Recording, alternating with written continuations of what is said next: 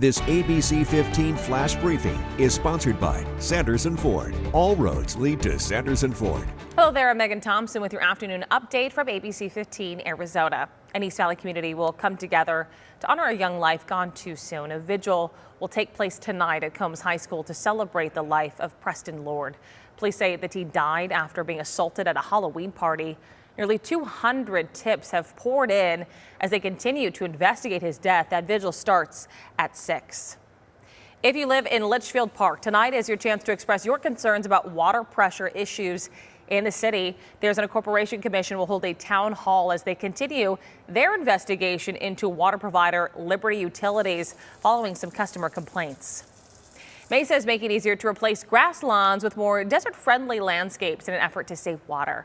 The city unveiling this new plant square footage calculator. You simply enter how much square footage you have in your yard, and the calculator shows you a list of desert-friendly plants you could put in your yard instead of grass. Mesa is giving out money to encourage residents to make that switch.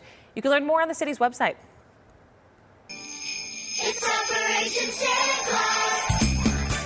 Help make the holidays magical for families in need by donating to Operation Santa Claus.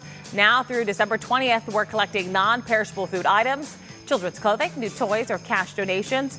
It all goes to 5 amazing charities here in the Valley. Donating is easy. We put a list of locations on your screen. You can also donate anytime online at givetotheclaus.com. Taking action and doing something about a backlog tied to DNA kits, the Scottsdale Police Department is getting some money from the DOJ to do just that. ABC15's Amelia Fabiano finding out what this all means and how the department got there in the first place.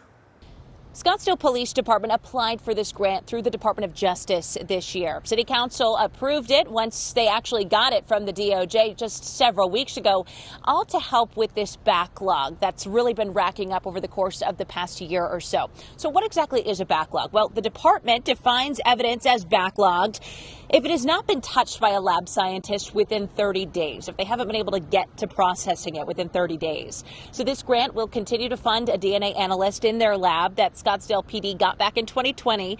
But it'll also fund a new forensic analyst to come in and also help out in the labs. A PD official tells me the reason for the backlog and how it got to this point is twofold: staffing shortages and also an advancement in technology. With technology advancing, with DNA testing technology advancing, we are gathering more samples on different cases, and which then brings in more of a workload. And then when you're short-staffed but have more of a workload, that backlog can happen pretty quickly, unfortunately. Some concern the department says it's heard is whether this backlogged evidence means there are potentially dangerous criminals still out on the streets. Well, an official tells me that's not the case. Unknown suspects or even known suspects with DNA evidence needed by prosecution in court, those cases are typically moved right to the front of the line. Anytime there is a sample from a potentially dangerous violent suspect, that those cases get moved to the front. That's not then going to end up being part of this backlog. What most of this part of the backlog is for are cases where we already have an identified suspect. They may have already been arrested, and now we're waiting to just finish the processing to make sure that that evidence is ready for court. So to give you a sense of numbers associated with this backlog, as of the end of October, an official tells me there were almost 240 total sexual assault kits and also requested items from property and person crimes that they still had left to test. But even at that point, they were almost halfway through that backlog, even without this grant. So hopefully this grant will also help them catch up and also prevent a backlog in the future. Reporting in Scottsdale, Amelia Fabiano, ABC15 Arizona. Happy Thursday. Time now for that most accurate forecast. I'm meteorologist Iris Hermosillo. Temperatures today into the upper 70s, and it looks like we'll stay just shy of those 80s in the valley, with no 80s really on the map today as we enjoy a cooler day with the storm system that continues to push through. Temperatures in the upper 40s today in Flagstaff, mid 60s in Kingman. Now, as that storm system is slowly pushing through our state, winds behind it coming in out of the north, and they are going to pick up speed right along the upper Colorado River Valley, where there is a wind advisory in place for today. Gusts as high as 40 45 miles an hour. That remains in effect through 7 o'clock here tonight.